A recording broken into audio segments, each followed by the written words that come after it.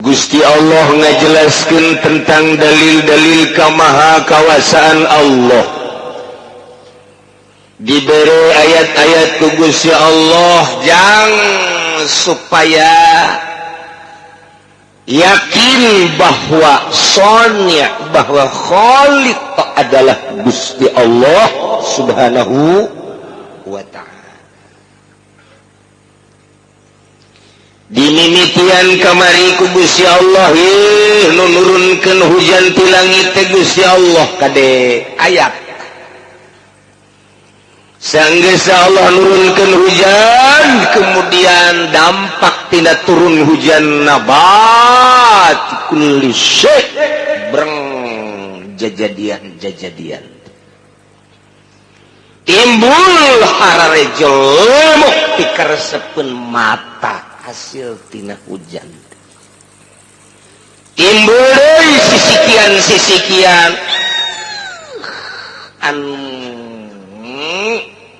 rantul lobakna luar biasa tina hiji siki jadi ranggeyanana pohara jasa ngentep nu rapi eta ayat maha kawasa Allah maha sampurna kakawasaan Gusti Allah Subhanahu wa ta'ala. Tina hiji pare jadi ranggeina pohara jasa rapi ngentep habam mutarakibah gandrung hiji jadi Masya Allah karim rapih jasa ranggeyanan tidak korma hiji korma siki korma jadi ya Allah ya Rabbi tangkal korma hiji tapi buahna pohara rapihna ngentep buah korma hiji kalapa jadi tangkal kalapa mancungan cupatan jararadi buah Masya Allah rapih jasa ranggeyanan ieu kakawasaan Gusti Allah Subhanahu wa ta'ala ilah ayat-ayat Gusti Allah anu ngajelaskeun langsung kadeu bahwa penciptana adalah Gusti Allah. Timbul kekebonan dina kekebonan teh aya anggur aya kacang rentul berbagai-bagai bubuahan palawija anu mantak piresepeun mata urang pikabitaeun sungut urang lemun di dahar eta bonteng manihara rejo kitu amis sigana mah timimiti bonteng nu leutik datang ka nu gede datang ka bakukulna rentul luar biasa bonteng teh kemudian aya bonteng suri wah geus marana mah bonteng tapi lain bonteng ieu bah istimewa jeung ayana teh deui lolobana ngan bulan puasa bae bonteng suri di mana aya ngan di Tangerang doang aya bonteng suri Garut bonteng suri Tasik bonteng tapi di Tangerang pohara jasa ngaranna mah bonteng naon meureun ngan baheula kulantaran nu melak Nabi Suri terkenal jadi bonteng suri ya tah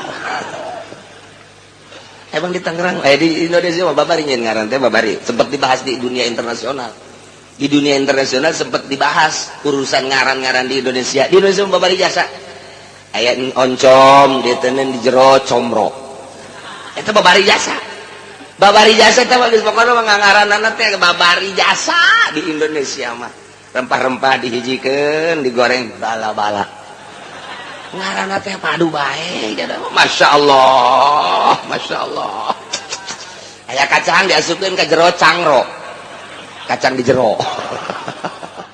geus comro geus cangro macam-macam babari di Indonesia nyieun ngaran teh eta teh ya Allah maha kawasa Gusti Allah segala rupa terus hewan-hewan ieu tanda maha kawasa Gusti Allah Subhanahu wa ta'ala. Cukup geus Allah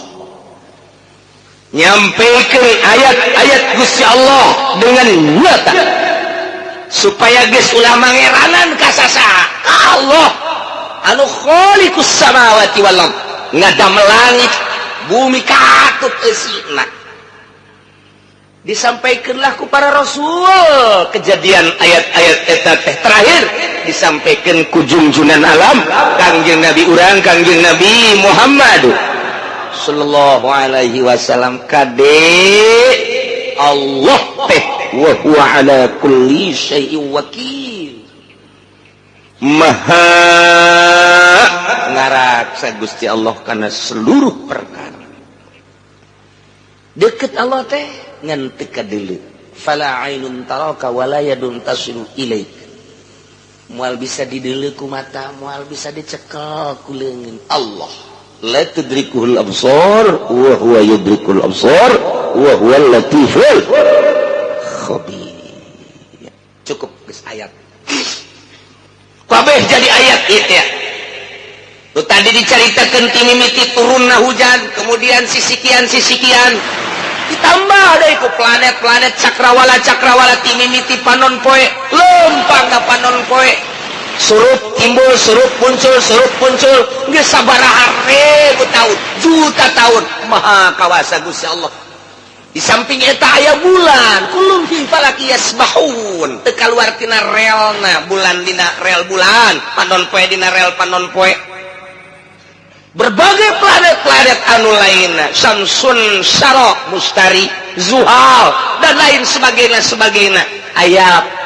cakrawala teh aya falak-falakna kabeh berputar dina falak maha kawasa Gusti Allah ya Allah ya Rabb urang cicing kuari di bumi ku Allah ditetegeun bumina urang nu lempangna sanajan sekali waktu mah digidekeun bumi teh Aceh buktina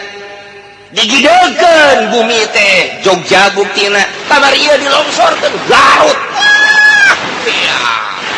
kamari dibanjirkeun Bandung nu biasa banjir Jakarta 2000 Bandung giliran cak Allah ulah Jakarta bae Bandung ge sarua terus tata dina mah Tangerang mah teu pernah banjir kuari Tangerang ge bere cak Gusti Allah kayu tadi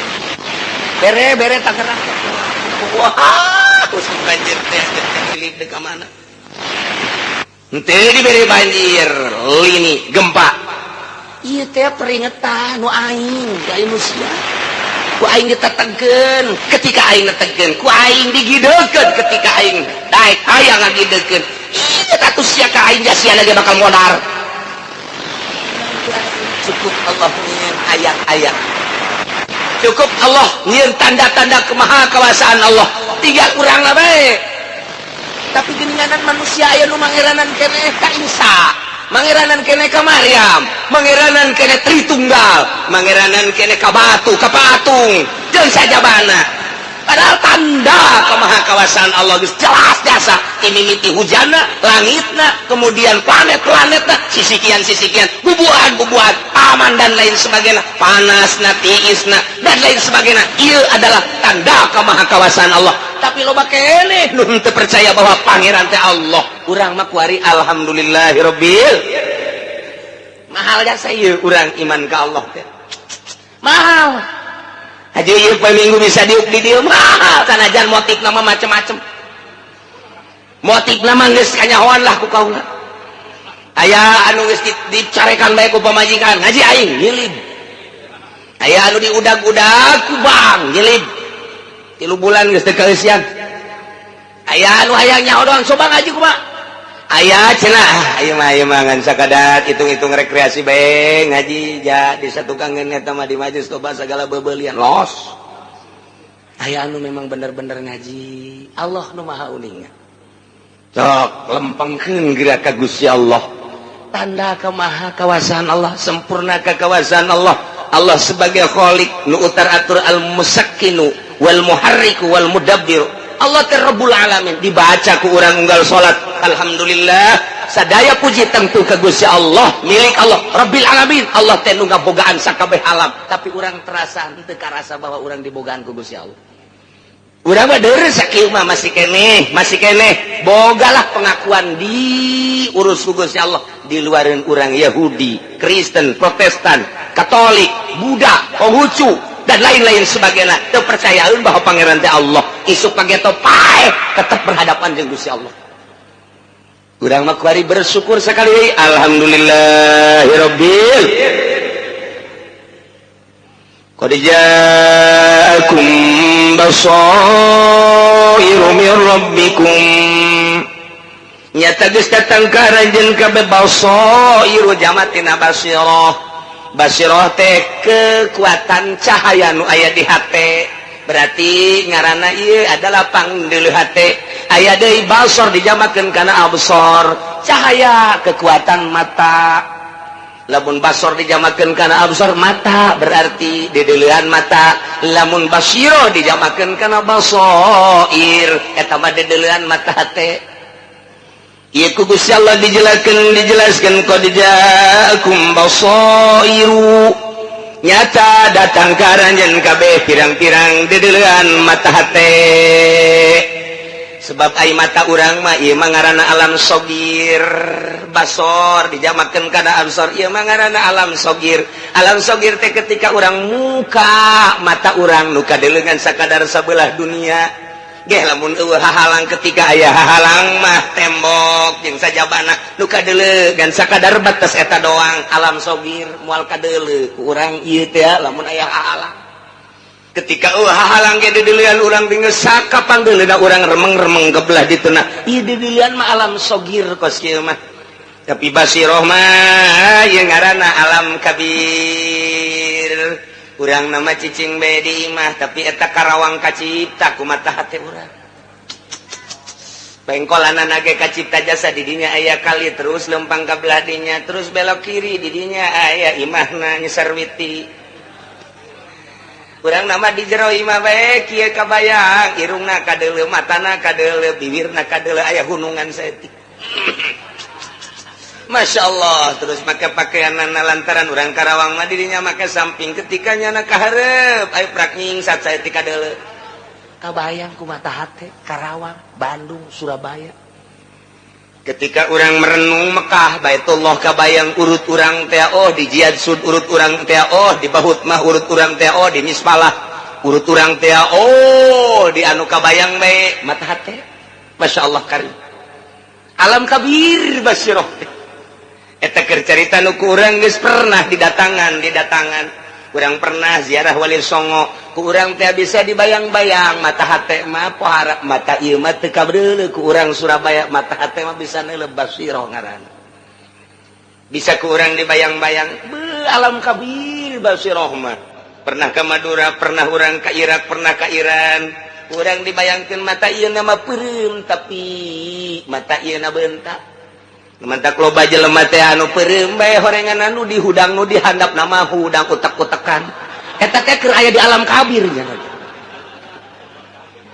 keur di alam kabir urang di dieu hai siap peureum tapi eta hudang lalu ngomong nya keur nerawang ka ditu horenganan sanajan peureum eta horeng keur mukaan baju mata batin nama kermukaan baju mukaan segala kitu BH dibukaan atuh otomatis dongkrak antikna hudang iyalah basiro nu leuwih istimewa deui lantaran urang percaya kana mugoyabat akidah mugoyabat ti Kangjeng Nabi bisa nerawang ka kubur mata hate urang teh bisa ka kubur di jero kubur Gusti Allah nu geus kadeuleu ku urang urang dibawa kadinya kemudian dikakalerkeun dibuka pipi urang ditempelkeun kana taneuh talina kabeh dibukaan dihijikeun dina suku dibuka suku teh kasunahan-kasunahanana teh terus dipasang tataban urangna peureum kieu bae tapi nerawang ka jero kuburan aing teh bakal kos kitu engke teh kemudian diteuneunnan gelung nu kuari mah beuh teu meunang sambarangan anggal tapi engke mah tina gelung kuari mah teu meunang sambarangan pakaian teu meunang henteu diistrika engke mah pakaianana kos kitu boro-boro aya mode dikaputkeun henteu nerawang urang ka jero kubur Masya Allah ieu basirah urang sedengkeun urang yakin jasa saenggeusna tek pasang tataban terus ditutupan geus ditutupan dipincakan anu kamari ieu mah guru urang teh dimulai-mulai ku muridna kuari mah muridna nincakan taneuh madetan guru urang nu kamari ieu mah abah urang jeung mah urang teh ku urang dipuja-puja jeung dipusti-pusti ketika paeh mah ku urang dipiceun bae kaleuweug ditincakan kana padet sahabat ge kos kitu kemudian urang nerawang aing teh nu kos kitu teh bakal ngajopak di jero beres tidinya barali kabeh nu milu ka jero kuburan adalah amal aing nerawang basiroh urang ka jero kubur bakal dituturkeun ku amal perbuatan urang selama hirup urang bagus bakal nuturkeun bagus da goreng bakal nuturkeun gorengna mata urangna peureum mungkin di kamar mungkin di kursi tapi mata teh urang terus ka jero mata ieu mah alam sogir teu kadeuleu nu kadeuleu tumpukan taneuh-taneuh doang ketika mata teh urang nerawang ka jero kuburan masyaallah karim peuheur rarasaan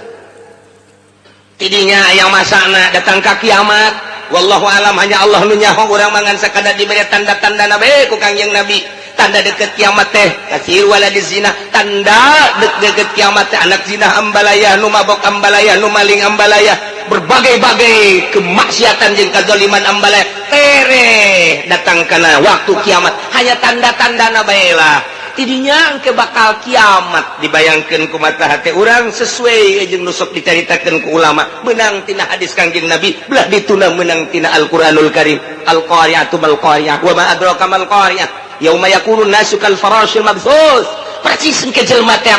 siraru kal farashil mabthus siraru brang ambualaya nu ka dieu kakaler ka kidul batakurul jibalu kal ahlil manfus etalah nu dibayangkeun ku mata hate urang teh nerawang urang ka masa kiamat tidinya langsung nerawang geus beres kiamat teh mata hate urang teh ka mauqif berangkat baas digiring urang teh ka mahsyar narangtung di dinya mata hate urang datang ka dinya mata ieu mangan sakadar dedeleuan sakieu tapi mata hate urang di samping nu geus kurang kalaksanakeun bisa dibayang-bayang kemudian alam kubur bisa diterawang engke kiamat bisa engke alam akhirat bisa tidinya urang kakarak ka diri urang aya di mana posisi urang engke dina yaumul qiyamah aya di bawah bendera nu mana urang jaga di mauqif lantaran engke teh Kangjeng Nabi Adam boga bendera Kangjeng Nabi Idris boga bendera Kangjeng Nabi Nuh boga bendera Kangjeng Nabi Sulaiman boga bendera Ibrahim Musa Isa terakhir Kangjeng Nabi Muhammad kabeh boga bendera urang engke neuleukeun bendera ulah salah bendera urang mah la ilaha illallah Muhammadur Rasulullah asal aya bendera eta cicing di handapna ulah neangan bendera Golkar cilakan cilakan geus ti kuari piceran bendera-bendera nu kos karar itu yang naonan nu hartina ieu bae bendera la ilaha illallah Muhammadur aing pejabat lain sakola henteu gas aing mah disadarkeun pokona awak aing deuk ka Qur'ankeun titik aing moal boga bendera-bendera macam-macam geus disebut ortodok los disebut kemajuan los maju jang sia aing mah jang ka akhirat bae tah mun aya kiai ustad geus kos kitu mantep lain sakadar mantep mantep sekali mantep ieu masuk ilun kecah kici segala bendera Golkar segala pugu nyungsep ai sakola melos ti mimiti ibtidaiyah sanawiyah aliyah oh Allah berangkatnya anak ka UIN nah terus atau hanya anak kuliah di Trisakti kuliah di IPB Bogor dan lain sebagainya ke ITB bila perlu ke luar negeri guys balik di Mesir balik di Yaman balik di Madinah nyana ngembangkan dunia lain goreng bagus kan memang manehana nangis dirinya dunia bagus los asal ikhlas bae anu balik di Belanda balik di Inggris balik di Australia balik di Jepang balik di Korea balik di Amerika kembangkan di dia ikhlas tapi bagus urang mah sakola henteu pugu iuranna ge make kusuluh banget teu naik-naik